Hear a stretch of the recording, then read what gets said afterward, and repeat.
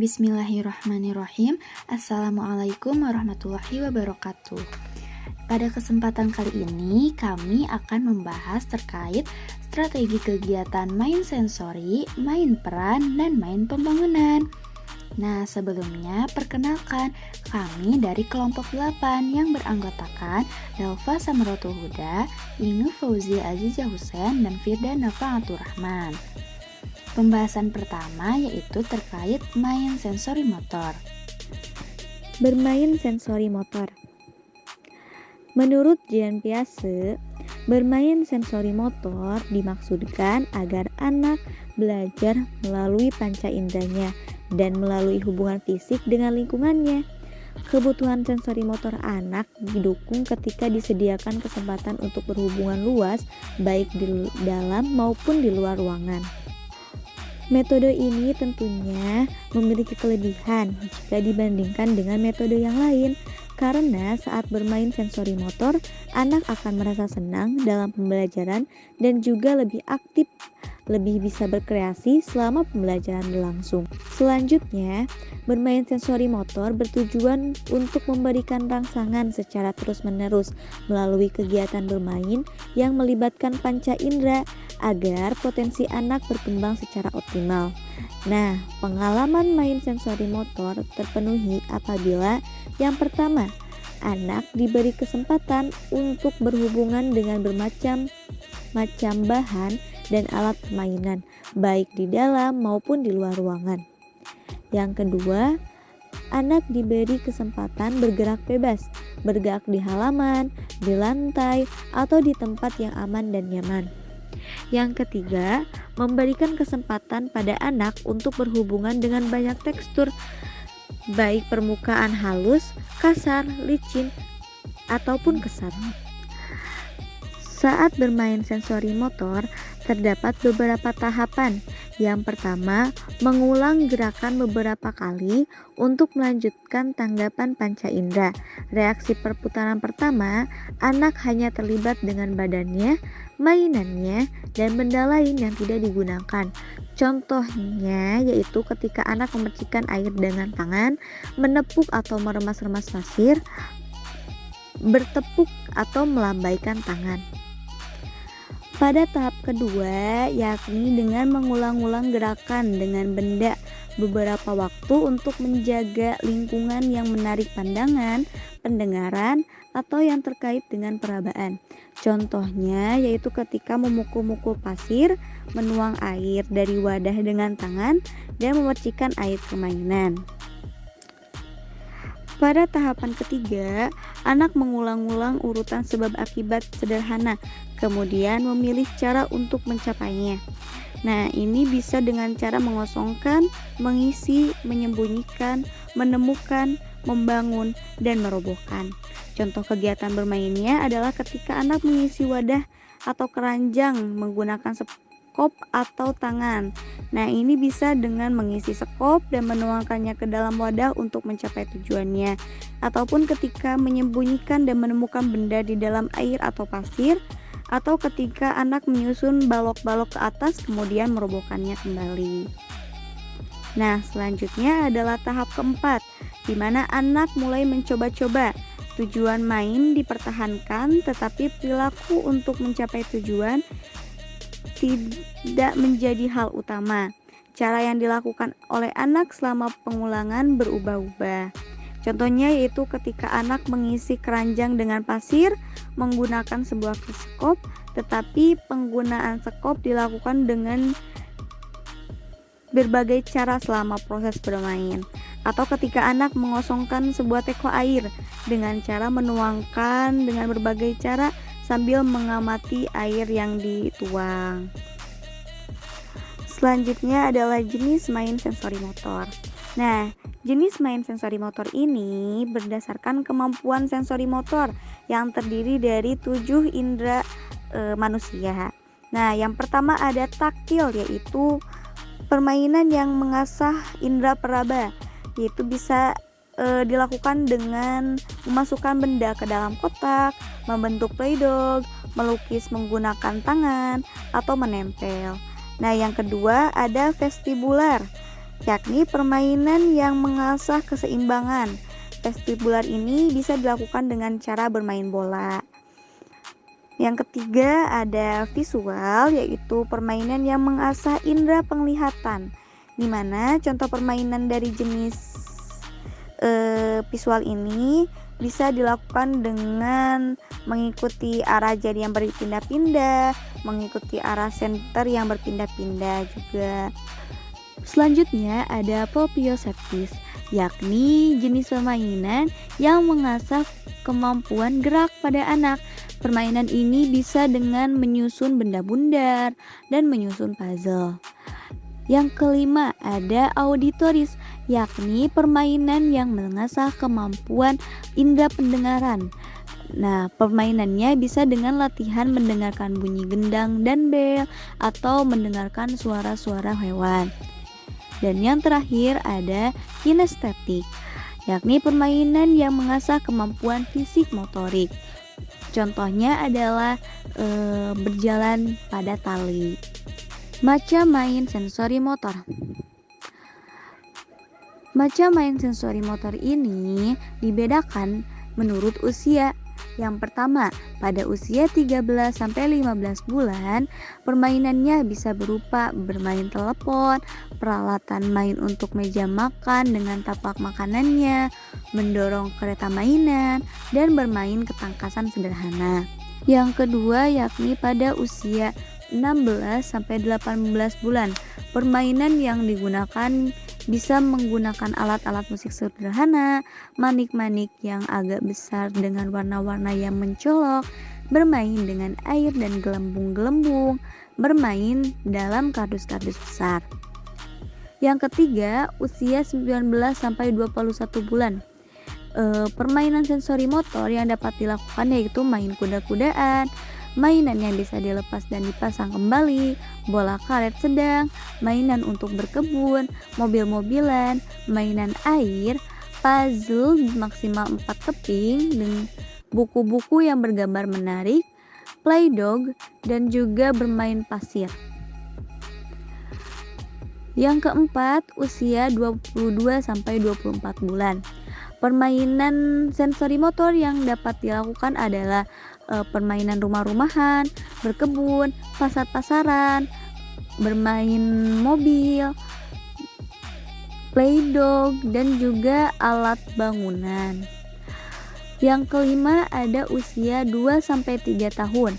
Permainan sensori motor yang dapat dilakukan adalah dengan bermain sepeda roda 3 kecil, main alat-alat musik, boneka-boneka, baju, peralatan untuk menggambar, dan juga buku-buku.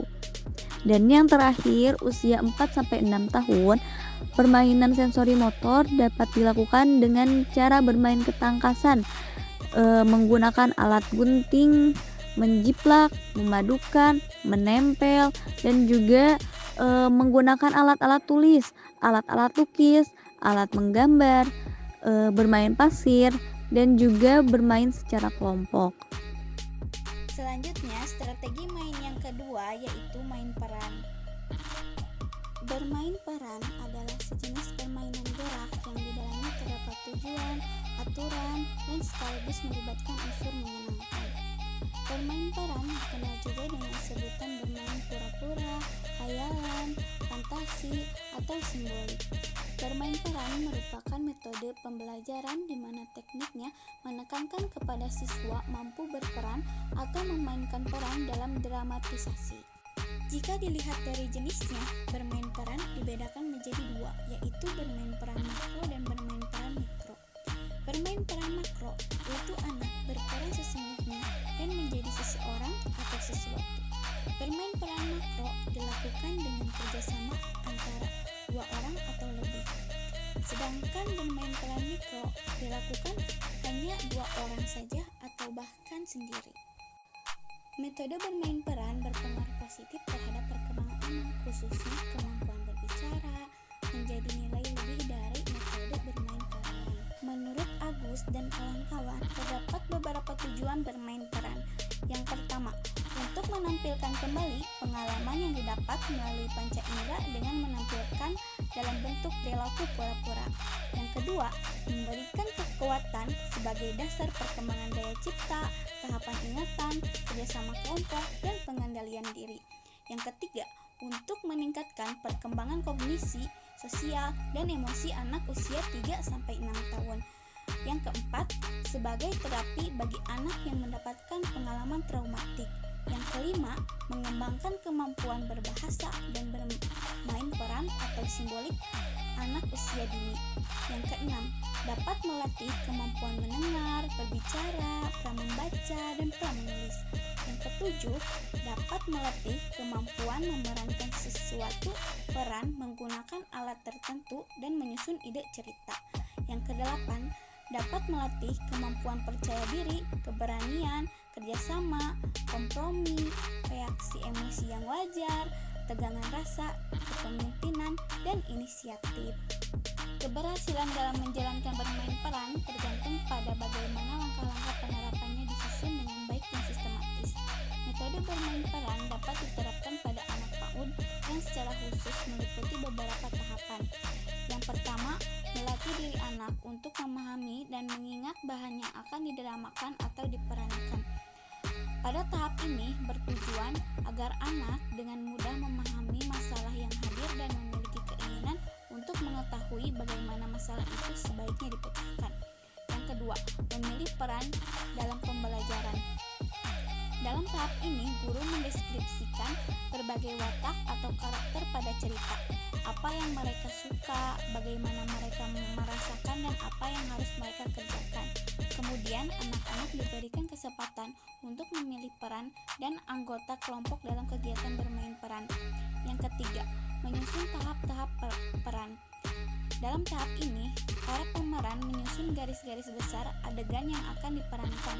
Guru dapat membantu anak menyiapkan adegan-adegan dengan mengajukan pertanyaan-pertanyaan seperti di mana pemeran dilakukan di mana, apakah tempat sudah dipersiapkan.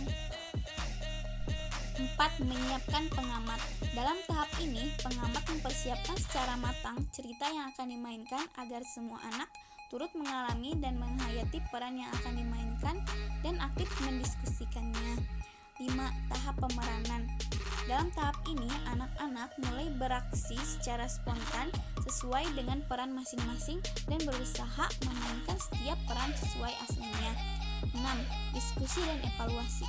Pembelajaran dalam tahap ini, diskusi akan mudah dimulai jika pemeran dan pengamat telah terlibat dalam bermain peran, baik secara emosional maupun secara intelektual.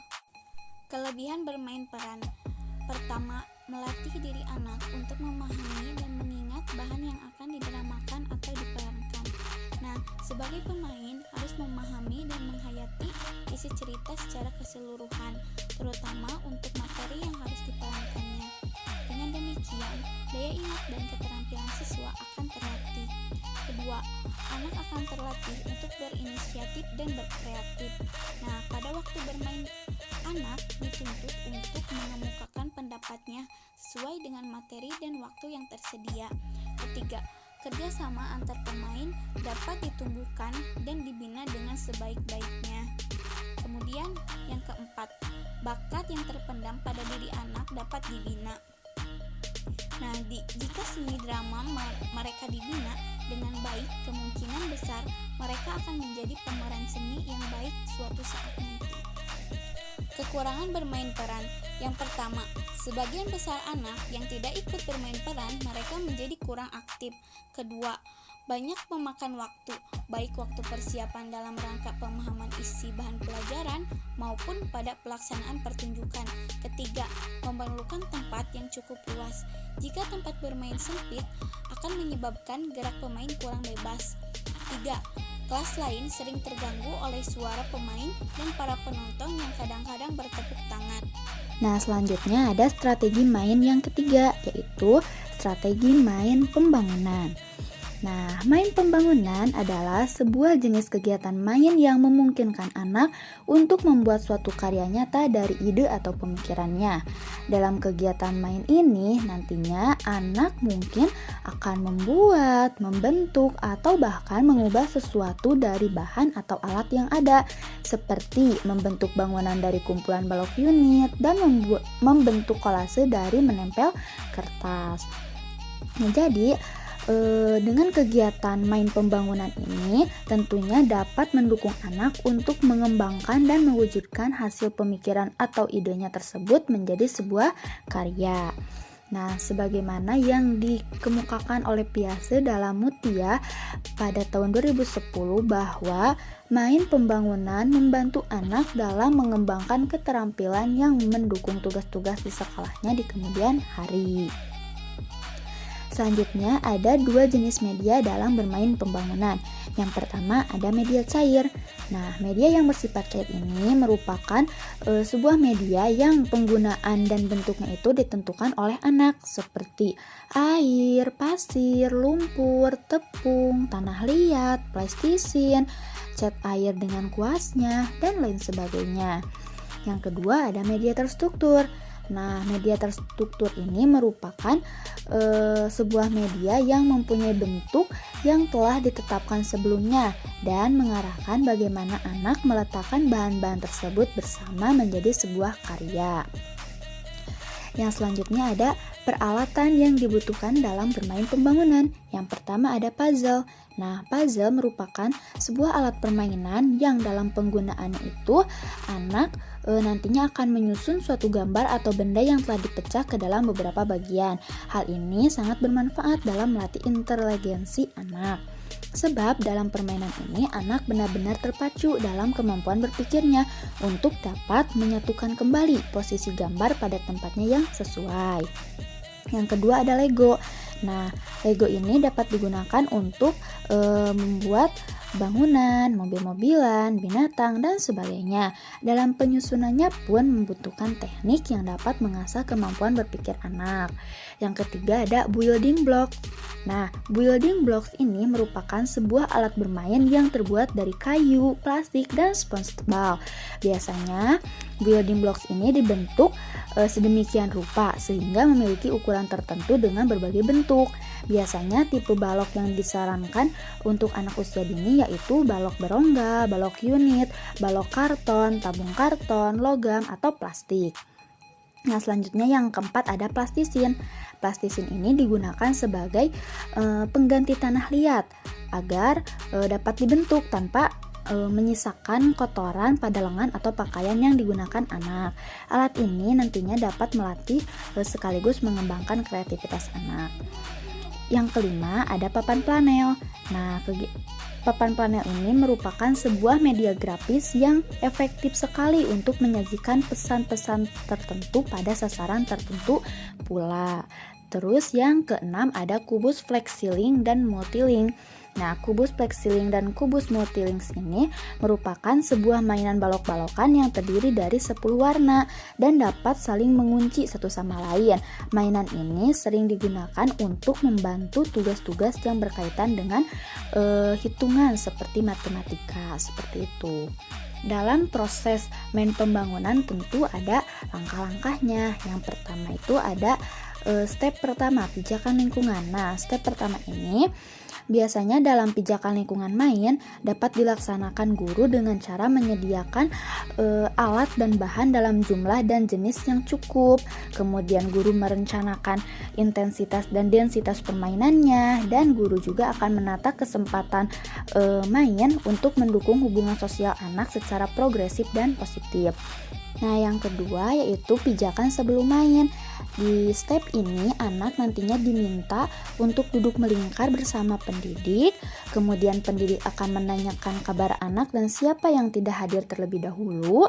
Kemudian nanti pendidik akan meminta salah satu anak untuk memimpin berdoa. Dan setelah itu pendidik akan menyampaikan tema pembelajaran apa yang akan dilaksanakan hari ini. Dan setelah itu barulah pendidik memberikan atau menyampaikan aturan main. Nah, biasanya kalau dalam permainan balok, aturan mainnya itu yang pertama sudah tentu ya baloknya itu telah disediakan. Terus yang kedua, anak-anak diharuskan membangun di atas alas yang telah disediakan juga. Terus yang ketiga, anak-anak harus mengambil balok tersebut secukupnya. Terus yang selanjutnya, bermain juga harus tepat waktu, seperti itu. Nah, step yang ketiga itu pijakan saat main.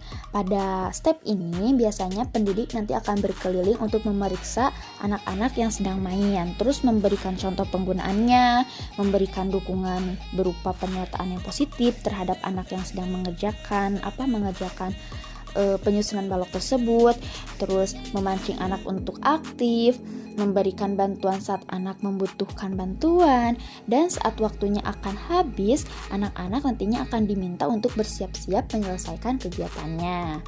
Nah, yang step keempat, step terakhir yaitu pijakan setelah main. Biasanya pada tahapan ini yaitu pendidik akan mempersilahkan anak-anak untuk membereskan kembali alat main yang telah digunakannya. Nah, setelah itu barulah melakukan recalling terhadap apa yang telah dilakukan oleh anak selama permainan berlangsung. Hal ini untuk melatih daya ingat anak. Nah, jadi dapat disimpulkan bahwa strategi bermain yang digunakan dalam main pembangunan ini yaitu melalui metode BCCT. Nah, dalam metode BCCT ini terdapat beberapa alat permainan edukatif yang digunakan dalam main pembangunan yang terdiri dari bentuk-bentuk yang bila dirakit akan membentuk suatu bentuk tertentu yang sangat disukai oleh anak-anak sesuai dengan imajinasi yang ada di pikiran masing-masing anak. Nah, yang terakhir ada manfaat dari strategi main pembangunan. Yang pertama yaitu anak dapat belajar mengenal konsep warna, bentuk, ukuran, dan keseimbangan. Hal ini sesuai ya karena dari salah satu media dalam main pembangunan ini yaitu tadi building blocks, bahwa terdapat beberapa balok yang memiliki warna-warna yang berbeda seperti itu. Terus yang kedua, anak dapat mengembangkan imajinasi. Ini jelas ya karena anak akan menuangkan isi pikirannya itu ke dalam suatu karya yang akan dibuatnya. Yang ketiga, melatih kesabaran anak. Nah, hal ini tuh biasanya berkaitan kan misalnya kalau suatu waktu anak itu lagi membangun balok itu kan pernah terjadi misalnya tiba-tiba roboh. Nah, dari situ anak dilatih kesabarannya seperti itu. Terus yang keempat, melatih kemampuan bersosialisasi anak. Yang kelima, mengembangkan rasa percaya diri anak. Terus yang keenam, mengembangkan kemampuan spasial dan matematis anak. Nah, spasial ini sangat berkaitan dengan kreatif, dan matematis ini misalnya kan biasanya anak-anak itu dengan bermain balok itu akan belajar berhitung. Misalnya guru itu akan memandu anak-anak tersebut untuk menghitung berapa balok yang diambil atau berapa balok yang disusunnya. Nah, seperti itu. Terus yang ketujuh, melatih kreativitas dan problem solving anak. Dan yang kedelapan, ada mengembangkan bahasa anak dan permainan konstruksi anak untuk kehidupan di masa yang akan datang. Seperti itu, mungkin hanya ini yang dapat kami sampaikan. Kurang dan lebihnya mohon dimaafkan. Terima kasih. Wassalamualaikum warahmatullahi wabarakatuh. Semoga bermanfaat.